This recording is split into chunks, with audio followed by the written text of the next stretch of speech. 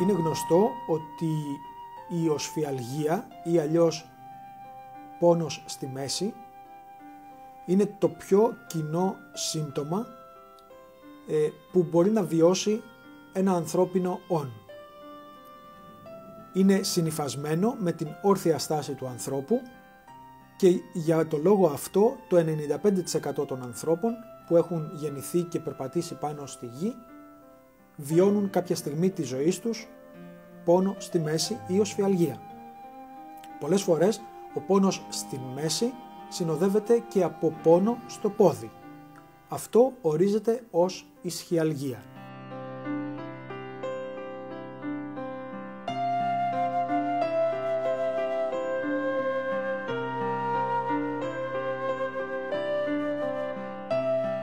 Ο πόνος στην μέση, όταν συνοδεύεται από πόνο στο πόδι, συνήθως οφείλεται στην πολύ κοινή διάγνωση της οσφυϊκής δισκοκύλης. Αντιθέτως, όταν ο πόνος στη μέση δεν συνοδεύεται από πόνο στο πόδι, τότε οφείλεται σε μια πολύ πιο κοινή διάγνωση, την οποία όμως δυστυχώς ο πολύς κόσμος αγνοεί, η οποία λέγεται εκφυλιστική δισκοπάθεια ή black disc.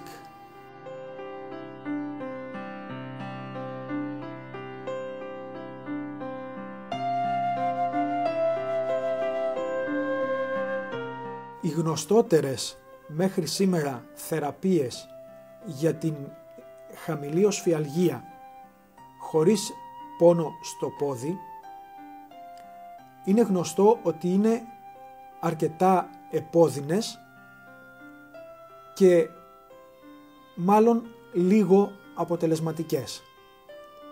Τέτοιες θεραπείες είναι η σπονδυλοδεσία με κοχλίες και ράβδους,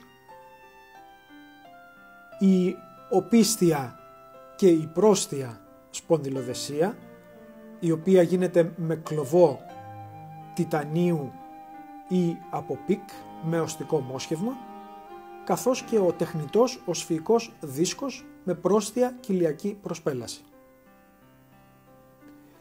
Δυστυχώς όμως αυτές οι θεραπείες για να επιτευχθούν απαιτούν χειρουργική παρέμβαση, η οποία πολλές φορές είναι αρκετά επώδυνη, απαιτεί μεγάλο χρόνο αποκατάστασης και για το λόγο αυτό πολλοί ασθενείς αποφεύγουν να υποβληθούν σε μια τέτοιου είδους θεραπεία.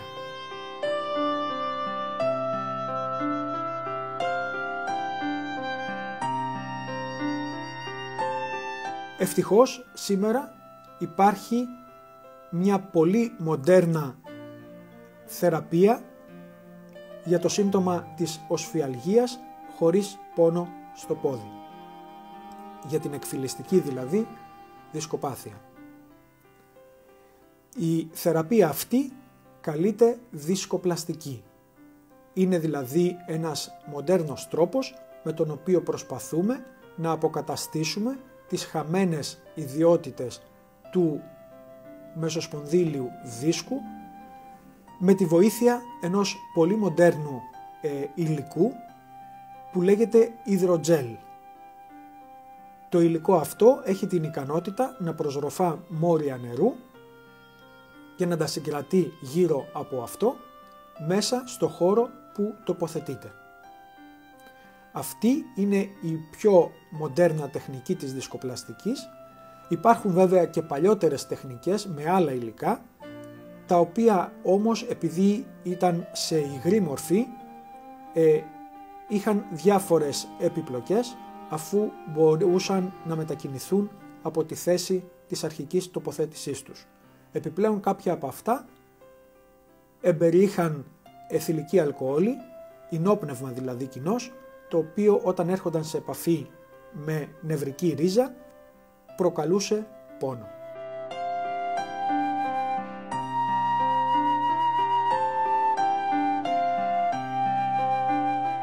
Η δισκοπλαστική με υδροτζέλ ή gel sticks, όπως προείπα, είναι μια διαδερμική τεχνική, ελάχιστα επεμβατική, χωρίς να απαιτείται χειρουργική επέμβαση. Με την τεχνική αυτή και με τη βοήθεια μιας βελόνας εισάγουμε μέσα στο μεσοσπονδύλιο δίσκο που πάσχει το υλικό για τη δισκοπλαστική που λέγεται υδροτζέλ. Αυτό βρίσκεται σε στερεή μορφή μέσα σε μία προγεμισμένη σύριγγα και με τη βοήθεια μιας μακριάς βελόνας αδειάζουμε τη σύριγγα και εισάγουμε το υλικό μέσα στο μεσοσπονδύλιο δίσκο. Μετά το τέλος της εισαγωγής του υλικού, που είναι σε μορφή μικρών σπίρτων, εισάγουμε λίγο νερό, το οποίο προσροφάται από τα μόρια της υδρογέλης και συγκρατείται γύρω από αυτή. Αυτό έχει σαν αποτέλεσμα το σπίρτο της υδρογέλης να φουσκώνει κατά 4 με 5 φορές και να διωγγώνει τον μεσοσπονδύλιο δίσκο που πάσχει. Αυτό προσδίδει στο μεσοσπονδύλιο δίσκο τις χαμένες του ιδιότητες, δηλαδή του δίνει ύψος και τον ενυδατώνει. Αυτό μπορεί να γίνει αντιληπτό στη μαγνητική τομογραφία, όπου ένας μαύρος δίσκος θα φανεί ύστερα από λίγο καιρό σαν ένας φυσιολογικός άσπρος δίσκος.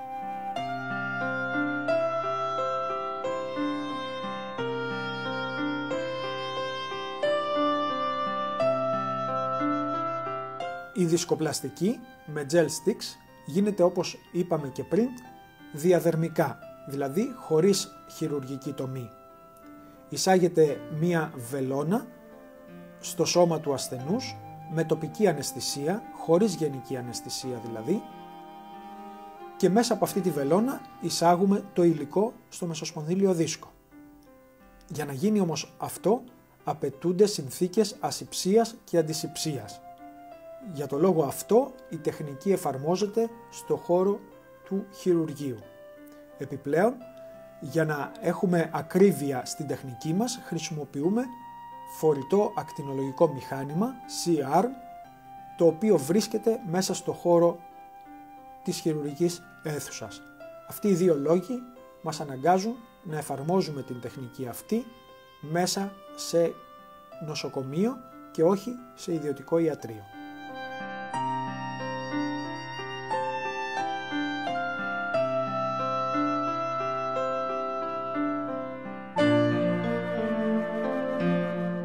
Η δισκοπλαστική, παρόλο που δεν είναι χειρουργική μέθοδος, χειρουργική τεχνική, είναι μια ελάχιστα επεμβατική τεχνική η οποία απαιτεί συνθήκες ασυψίας και αντισυψίας.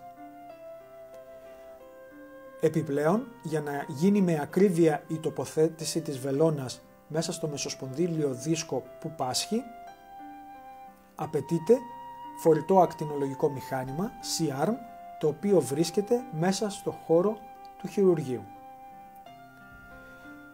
Τέλος, η τεχνική της δισκοπλαστικής απαιτεί τοπική αναισθησία. Αυτοί οι τρεις λόγοι μας αναγκάζουν να εφαρμόζουμε την τεχνική αυτή μέσα σε χειρουργική αίθουσα με τον ασθενή σε πυρηνή θέση, ξάπλα δηλαδή, επάνω στη χειρουργική τράπεζα. Η διαδικασία διαρκεί πολύ μικρό χρονικό διάστημα και άμεσα ο ασθενής είναι σε θέση να επιστρέψει στο σπίτι του.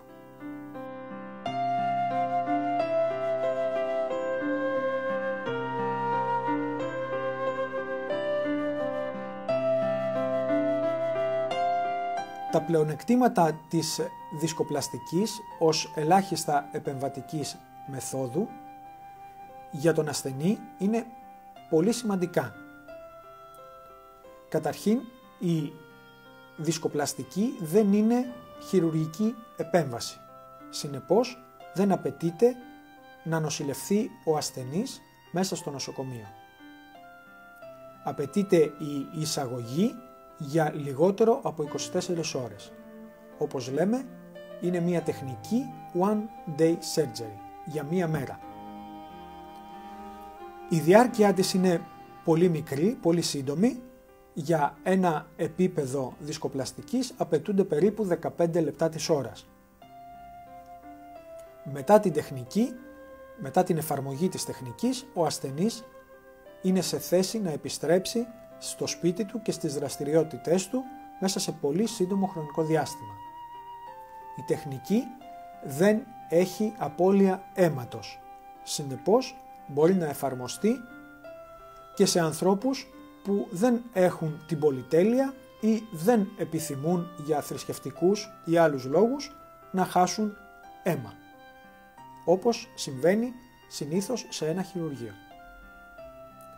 Αυτά είναι τα κυριότερα πλεονεκτήματα της τεχνικής της δισκοπλαστικής σε σχέση με άλλες μεθόδους που είναι χειρουργικές και όχι ελάχιστα παρεμβατικές τεχνικές.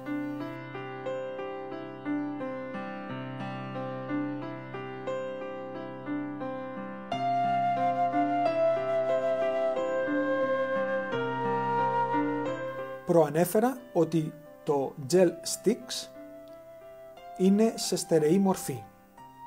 Αυτό είναι πολύ σημαντικό και μας βοηθά στο να τοποθετούμε το υλικό μας και να ξέρουμε ότι αυτό παραμένει στη θέση που το τοποθετήσαμε. Αυτό ελαχιστοποιεί τις επιπλοκές της δισκοπλαστικής, αφού οι κυριότερες επιπλοκές με τα παλιότερα υλικά συνέβαιναν λόγω μετανάστευσης του υλικού της δισκοπλαστικής προς την περιοχή όπου περνούν τα νεύρα της οσφυϊκής μοίρας της σπονδυλικής στήλης και επειδή εμπεριείχαν αιθιλική αλκοόλη, ινόπνευμα, προκαλούνταν έντονος πόνος ή καυσαλγία στα πόδια.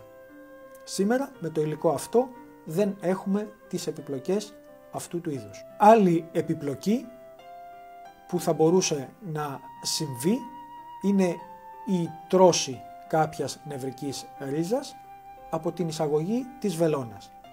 Αυτό ελαχιστοποιείται από τη στιγμή που χρησιμοποιούμε το φορητό ακτινολογικό μηχάνημα, το C-arm, και βλέπουμε με ακρίβεια που οδηγούμε τη βελόνα μας. Αιμορραγία ουσιαστικά δεν υπάρχει, αφού δεν υπάρχει χειρουργική τομή. Τέλος, η πιθανότητα φλεγμονής είναι πάρα πολύ μικρή από τη στιγμή που δεν υπάρχει χειρουργική τομή και από τη στιγμή που ο ασθενής λαμβάνει προληπτικά κάποιο αντιβιωτικό φάρμακο.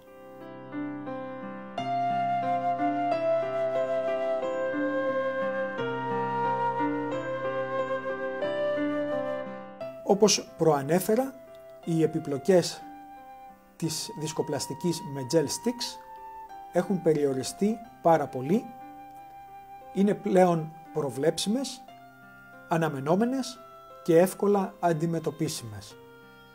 Για το λόγο αυτό δεν αξίζει να σταθούμε παραπάνω στις επιπλοκές παρά στα ωφέλη τα οποία έχει κάποιος να αποκομίσει από την εφαρμογή της τεχνικής αυτής, καθώς η αποτελεσματικότητά της είναι αρκετά υψηλή όσον αφορά την αντιμετώπιση της αμιγούς οσφιαλγίας, δηλαδή του πόνου στη μέση χωρίς πόνο στα πόδια, και κατ' εμέ θα πρέπει στο μέλλον να γνωρίσει μεγάλη άνθηση, αφού η οσφιαλγία ή αμιγής είναι πολύ πιο συχνή από ότι η οσφιαλγία που συνοδεύεται από ισχυαλγία και οφείλεται σε κύλη μεσοσπονδυλίου δίσκου. Η εκφυλιστική δηλαδή δισκοπάθεια Το Black Disc έχει βρει πλέον στη δισκοπλαστική με gel sticks μία μοντέρνα, αποτελεσματική και εύκολα εφαρμόσιμη θεραπεία. Σας ευχαριστώ.